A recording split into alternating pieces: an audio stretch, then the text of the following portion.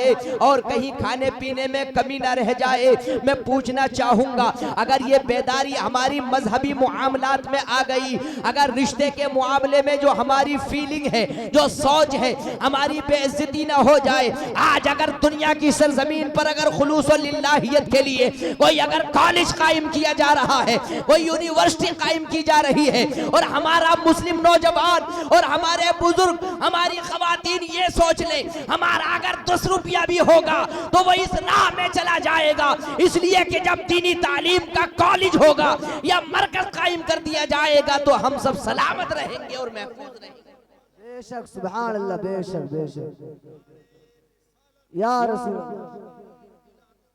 जिंदाबाद जिंदाबाद जिंदाबाद। और जरा देखें, गौर करें, अल्लाहु अकबर, इसलिए कि मैंने ये फीलिंग की है, यकीनन ये जागने का मकाम है। आज हालात आप देख रहे हैं, जगह जगह से खबरें आती चली जा रही हैं। आज फुला गांव की कनीज़े फातिमा चली गई है, आज फुला लड़की मुर्तद्दा हो गई है, वो इस्लाम से फिर गई है। उसकी मेन वजह यही है, हमने अपने पर्सनल खर्चों को बिल्कुल ऊपर तनाव देना शुरू कर दिया है, अपने जातियात को बिल्कुल ऊपर आगे रखना शुरू कर दिया है। मुस्लिम कौम की तो वो तारीख रही है, अगर ये बेदार हो जाए तो इसके सामने कोई यानी मामला अधूरा नहीं रहता है। अगर ये दिन में ठान ले कि हमें कॉलेज बनाना है तो उसको रोकने वाला कोई नहीं है। अगर ये दिन में ठान ले कि हमें अपनी कमाई से इतना रुपया अस्पताल की तामीर और तरक्की के लिए खर्च करना है तो ये वो कौम है। अगर ये जज्बा दिल के अंदर पैदा कर ले तो उस जज्बे को ठेस पहुंचाने वाला कोई नहीं हुआ है,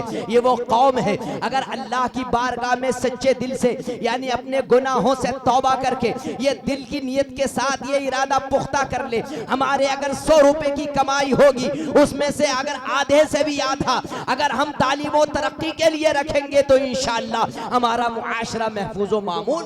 बेशक बेशक, सुभान अल्लाह, माशाअल्लाह, बहुत। लेकिन आज अलमिया इस बात का है कि तकरीरें हम लोग पूरी पूरी रात सुनते हैं, हम लोग जलसे में भी जाते हैं, हमारी यूनिटी नहीं है। दिल से काम करने वाला, कोई गाइड करने वाला कम नजर आ रहा है ही नहीं।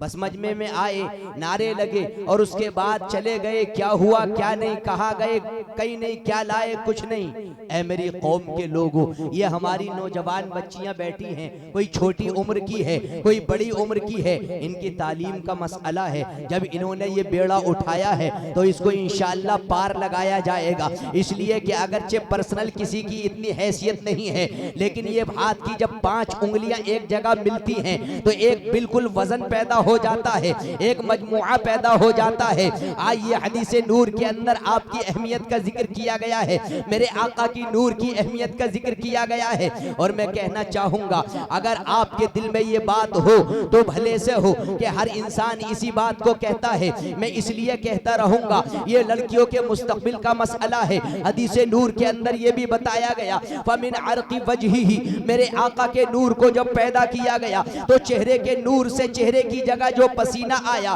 खलक़ल मलाइकता, अल्लाह तबारक व तआला ने फरिश्तों को पैदा फरमाया। व मिन अर्क़ी रासिही, और जो सर की जगह जो पसीना आया, अभी मेरे आका के नूर की विलादत का, अभी मेरे आका के नूर की अजमत का मामला है, अभी पैदाइश का मामला नहीं है। मेरे आका के नूर की अहमियत को देखो, जब सर की जगह जो पसीना आया, उस सर के जगह के पसीने की बरकत से अल्लाह तबारक व तआला ने अर्श को पैदा फरमाया, कुर्सी को पैदा फरमाया, लौहो कलम को पैदा फरमाया, चांद और सूरज को पैदा फरमाया, आसमान और जमीन को पैदा फरमाया, सितारों को पैदा फरमाया, पर्दों को पैदा फरमाया। आसमान और जमीन में जितनी चीजें हैं उस नूर की बरकत से अल्लाह तबारक व तआला ने तमाम चीजों को पैदा फरमाया। इसीलिए हम सबके बच्चों को भी अगर वजूद मिला है तो उस नूर के सदक़े में मिला है, इन्हें भी वजूद मिला है उस नबी के सदक़े में मिला है। अगर इन्हें काम करने की हिम्मत अता हुई है तो मदीने के ताजदार के सदक़े में हुई है, अहमद मुख्तार के।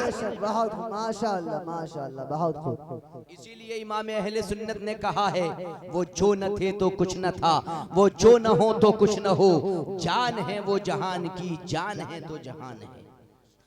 बल्कि कितनी बड़ी अहमियत है आप लोगों की। इसलिए जब दौलत और ताकत और कुव्वत उस मदीने के ताजदार के सदक़े में अगर हमें मिली है तो अगर हम उनकी रिजा के लिए अपनी दौलत को कुर्बान कर दें तो हमारी दुनिया भी कामयाब हो जाएगी और आखिरत भी कामयाब हो जाएगी। आज सोचने का मकाम ये है कि गैरों के कॉलेज जगह जगह पाए जाते हैं, लेकिन मुसलमान क्या इतना कमज़ोर हो चुका है?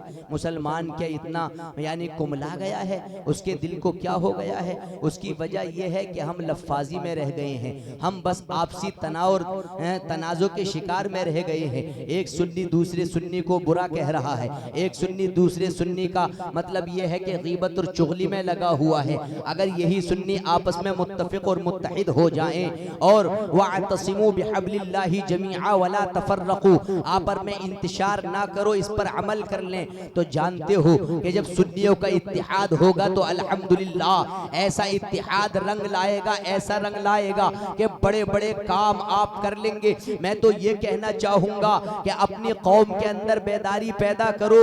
ये सिर्फ खुतबा की जिम्मेदारी नहीं है, बल्कि आप अपने घर के अंदर तरह तरह के इस्लामी अहकाम भी बयान करें, अपनी लड़कियों के सामने इस्लामी वाक़यात को भी रखें, अपनी लड़कियों के सामने इस्लामी तारीख को भी रखें, अपनी लड़कियों के सामने पर्दे के अहकाम को भी रखें, अपनी लड़कियों के सामने इस्लामी तारीख को भी रखें। मैं समझता हूं जब 1 घंटा अपनी लड़कियों को दोगे या आधा घंटा भी रोजाना अपनी लड़कियों को नसीहत के नाम पर दिया तो इसका भी बहुत बड़ा असर होगा। और जब ये कॉलेज बनकर तैयार हो जाएगा तो उसमें कोई गैरों के लिए, गैरों के मजहब के रीति रिवाज की बुनियाद पर हम काम नहीं करेंगे, बल्कि मजहब इस्लाम जो हुक्म देता है, इस्लाम के नाम के एतबार से, अहकाम के एतबार से उसमें तालीम की जाएगी, मुस्तफा की शरीयत के अहकाम बताए जाएंगे और दुनियावी डिग्रियां भी दी जाएंगी, तो दायरे इस्लाम में रहते हुए।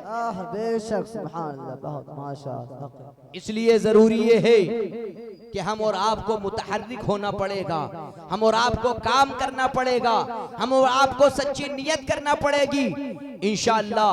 आगे देखिए जरा और 10 मिनट बर्दाश्त कर लें, इसलिए कि हम पूरी रात तो गवा देते हैं और ये दिल की बातें हैं और ये बिल्कुल दिल के अंदर से जो बातें पैदा हो रही हैं, उनकी फीलिंग जो मैं ले रहा हूं उसका मतलब आपके सामने मवाद रख रहा हूं। आगे देखिए हदीस नूर के अंदर क्या फरमाया गया। फिर अल्लाह रब्बुल इज्जत ने हुक्म दिया कि अपने आगे देख, नूरे मुहम्मदी को हुक्म दिया कि अपने आगे की तरफ देखो, अपने पीछे की तरफ देखो, अपने दाएं तरफ देखो, अपने बाएं तरफ देखो। उसके बाद जब उस नबी के नूर ने चारों तरफ देखा, आगे की तरफ देखा, पीछे की तरफ देखा, दाएं और बाएं की तरफ देखा, तो चारों तरफ नूर पाया। और वो नूर कौन थे? वो हजरत अबू बकर सिद्दीक की जात थी, वो हजरत उमर फारूक आजम की जात थी, वो हजरत उस्मान गनी की जात थी, वो हजरत मौला अली मुश्किल कुशा की जात थी। ऐ मेरे यहाँ के बसने वाले खुशअकीदा लोगों, ये हजरत मौलाना अनीस साहब का गाँव है और अल्हम्दुलिल्लाह आप आखिर तक बैठे रहे। आपको जो कमाल मिला है, जो जमाल मिला है, मैं हदीस नूर से साबित करूंगा वो आपका अपना कमाल नहीं है, बल्कि मदीने के ताजदार के सदक़े में मिला है। कोई सेठ बनाया गया है तो आका के सदक़े में बनाया गया है, कोई खूबसूरत बनाया गया है तो मुहम्मदुर रसूलुल्लाह के सदक़े में बनाया गया है, कोई अगर मनसब पर फाइज किया गया है तो मदीने के ताजदार की बदौलत है, और अगर किसी को किसी काम की ताकत और कुव्वत मिली है मदीने के ताजदार के सदक़े में मिली है।